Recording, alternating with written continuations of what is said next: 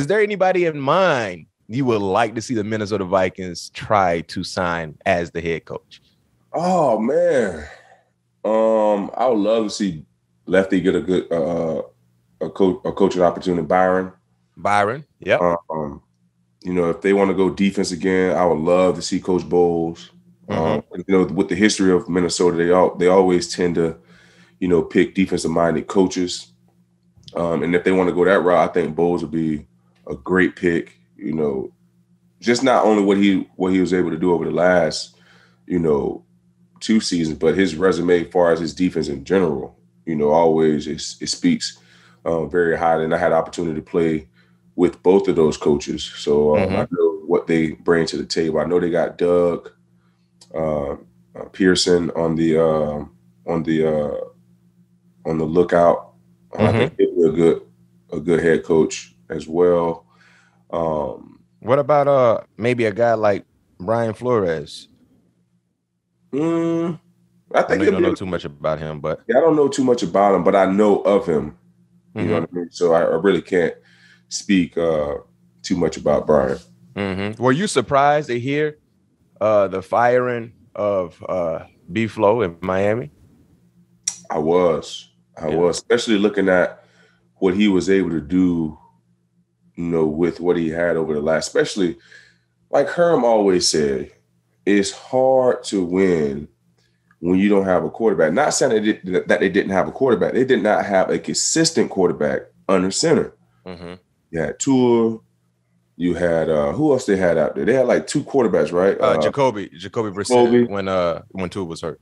They had Jacoby, Tua in and out of the lineup, but their defense, which he's a defensive head coach, kept them alive. Yeah, their defense played strong.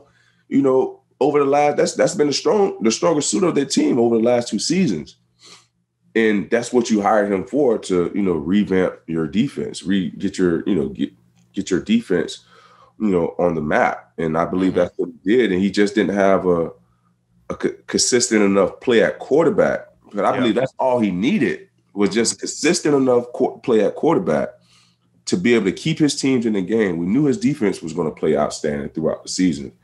We just needed the offense to not turn the ball over, move, sustain drives, throughout the game here and there.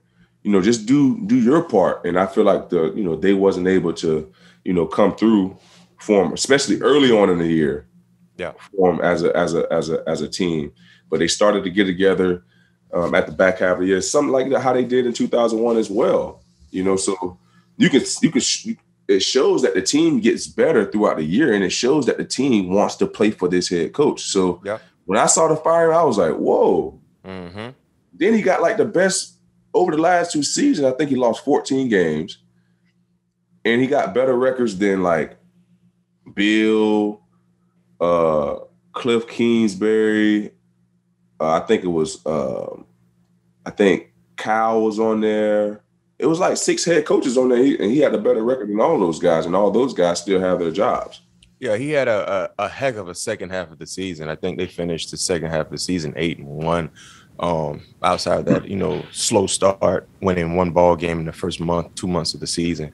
They finished on a bright note. You talked about the defense. They finished 6th last year. They were 16th this year. It seemed like he was kind of changing the culture, but what we're hearing now is, I think it was more of a power struggle between B-Flow and Chris Greer, the GM. Brian Flores wanted a lot of power. I guess they kind of was having back and forths and things like that. People just wasn't on the same page. But I said, when we had Stu Gotts on this show, Stu Gotts from the Libertard show some months ago, I said to him that don't be surprised if they fire Brian Flores. And I just felt like it potentially will happen. And my thing is this, Pat P, when you fire a guy like B-Flow, who seems to be changing the culture there and trying to create more of a consistent pattern, you have to have something huge in place or something bigger in place. And I understand when it comes to that power tip, we've seen that before with some coaches. Remember, Harbaugh pretty much left San Fran because that same type of issue from what we've heard with power, right? But I'm going to tell you this much right now. I'm going to give you right now, something to think about and something to look forward to in the next few weeks. And I know you were a Dolphin fan growing up, kid in South Florida. You love the Dolphins, the Miami Dolphins. Right, remember that song? Yeah, man. They don't do that no more. Yeah, the Miami Dolphins song. Hey, don't be surprised if the Dolphins pull the unthinkable when it comes to what's the unthinkable? Landing someone who you would never think of as an option. Like, you know, you got usual suspects right now from the next up and coming coach. You know what I mean? You got, like you talked about, B Left. You know, you got so many different names out there that people are associating with jobs. Heck, even Bill O'Brien name has been thrown out there with potential interviews and stuff like that. No, I ain't Kellen Moore. I think they're gonna get more. I think they're gonna get more from Kellen Moore from Dallas. Hey, listen here. Clip this, producer Eric. Clip this and save this. Don't be surprised if the Miami Dolphins do something where you're gonna have that Kevin face from Home Alone. I'm telling you, they about to pull like a Oakland Raider thing. They're gonna get one of the youngest coaches in the league, and it's gonna be Kellen Moore. Watch. I'm telling you. I'm telling you. Hey, for all our listeners and our viewers checking us out right now, just remember this episode. The Miami Dolphins, Stephen Ross has a plan. He see what he did with Dallas. They still got a young quarterback. They got talent over there. Yep. Defense strong. He's going to get more. I think, and I still believe. I know he said he would not want to be the one to remove Harbaugh from his alma mater, but I think he would be the second option. I think ultimately, you know, and I heard this too, Pat. I heard Michigan's willing to offer Harbaugh like 120. that college coach, 120, and that's guaranteed. Hey, no doubt about it. And somebody can buy him out if they want to. Right. If they want to.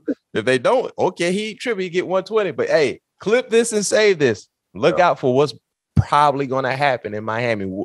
Potentially could happen in Miami the next few weeks with their head coaching vacancy. Now that they fired Brian Flores, Dolphin fans, I'm trying to tell you, your owner trying to make something big happen, like the unthinkable. Meaning, I got to go pull a hellified move. And Pat P. Remember where you heard it here first. Yeah.